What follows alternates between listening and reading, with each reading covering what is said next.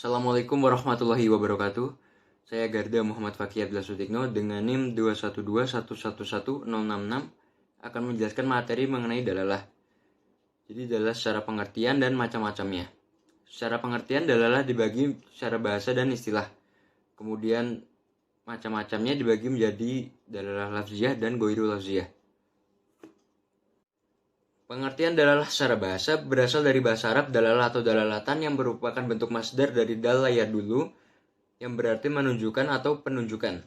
Sedangkan pengertian dalalah secara istilah merupakan penunjukan suatu lafal teks kepada pengertian yang mudah dipahami. Sehingga dengan pengertian tersebut dapat diketahui ketentuan yang dikandung oleh teks atau dalil tersebut. Selanjutnya adalah macam-macam dalalah. Yang pertama adalah dalalah lafziyah, yaitu dalalah yang ditunjukkan secara jelas oleh lafaznya. Dalalah ini berisi 4, yaitu zohir, nas, mufassar, dan muhkam. Yang pertama adalah zohir, yaitu lafaz yang bisa dipahami maknanya secara langsung atau maknanya di lafal tersebut sudah jelas. Contohnya adalah pada Quran surat Al-Baqarah ayat 275. Wa ahallallahu al-bai'a wa harramar riba. Yang artinya dan Allah telah menghalalkan jual beli dan mengharamkan riba. Ayat ini secara zohir menunjukkan pada halalnya jual beli dan haramnya riba. Walaupun pada asal tujuan utama dalam ayat ini sebenarnya adalah tentang tidak samanya jual beli dengan riba yang merupakan bantahan pada kaum Yahudi yang menyamakannya. Kedudukan lafaz zohir adalah wajib diamalkan sepanjang tidak ada dalil yang mentaksis, mentakwil, atau menasahkannya.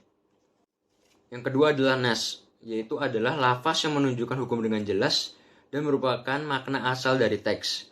Hampir sama dengan zohir, dalalah nas mempunyai kemungkinan untuk ditaksis, ditakwil, dan dinasahkan. Contohnya masih sama dari Quran surat Al-Baqarah ayat 275, wa ahallallahu al-bai'a wa harramar riba.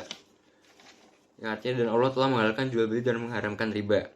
Secara zohir, ayat itu menunjukkan pada halalnya jual beli dan haramnya riba. Tetapi makna ini bukan maksud utama dari ayat itu. Maksud utama ayat itu menegaskan bahwa jual beli dan riba itu berbeda. Hal ini karena ayat itu bantahan terhadap ucapan orang Yahudi yang disebut dalam ayat lanjutannya, yaitu dzalika bi annahum qalu innamal bai'u mislur riba.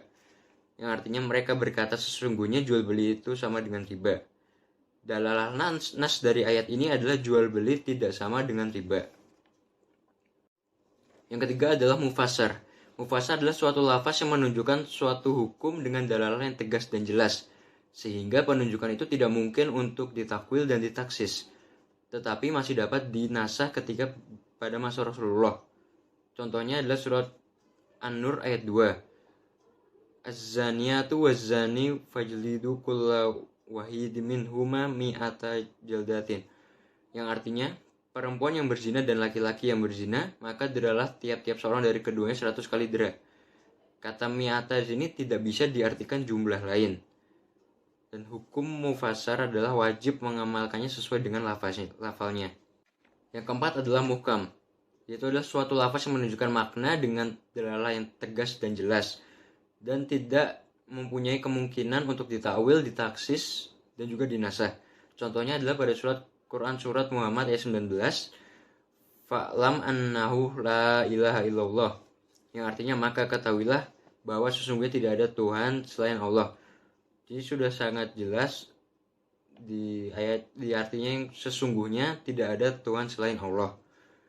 Muhkam ini menduduki posisi tertinggi dalam kejelasan di antara derajat-derajat kejelasan lafal lainnya.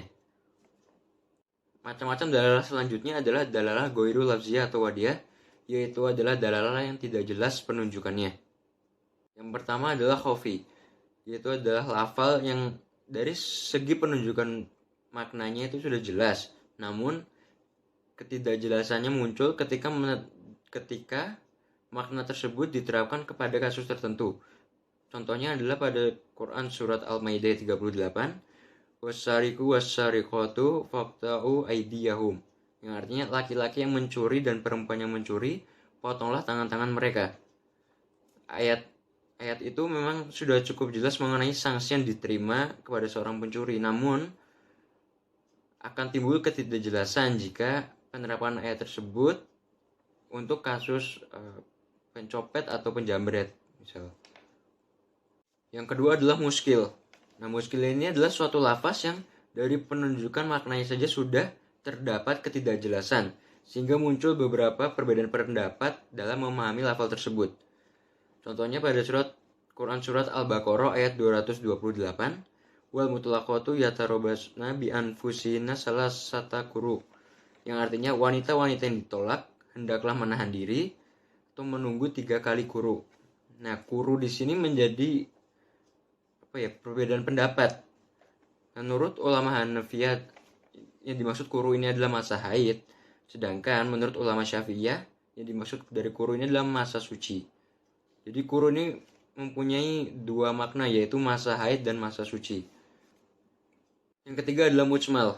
Mujmal adalah lafal yang mengandung makna yang bersifat secara global, di mana kejelasan maksud dan rinciannya tidak dapat diketahui jika hanya dengan lafal itu sendiri. Namun kejelasannya harus dijelaskan lagi oleh sunnah yang diajarkan oleh Nabi Muhammad SAW. Contohnya adalah pada Quran Surat Al-Baqarah ayat 43, wa aqimus sholata wa atuz zakat, yang artinya dan dirikanlah sholat dan tunaikanlah zakat. Nah, contohnya di sini adalah dari ayat ini dijelaskan hanya dirikanlah sholat. Namun tata cara bagaimana sholat itu tidak dijelaskan di dalam lafal ini, dan harus dijelaskan oleh lafal yang lain atau penjelasan lain seperti dari hadis Nabi Muhammad SAW. Yang terakhir adalah mutasyabih, yaitu adalah lafal yang tidak menunjukkan kejelasan maknanya dan tidak ada pula dalil yang menjelaskannya. Seperti contohnya adalah pada surat Al-Baqarah, Alif Lam Mim, dan pada surat Yasin. Ada yang mengatakan ini ada maknanya, namun sebagian ulama mengatakan bahwa ayat ini termasuk mutasyabih, yaitu tidak jelas maknanya. Mungkin sekian yang bisa saya sampaikan, kurang lebihnya mohon maaf. Wassalamualaikum warahmatullahi wabarakatuh.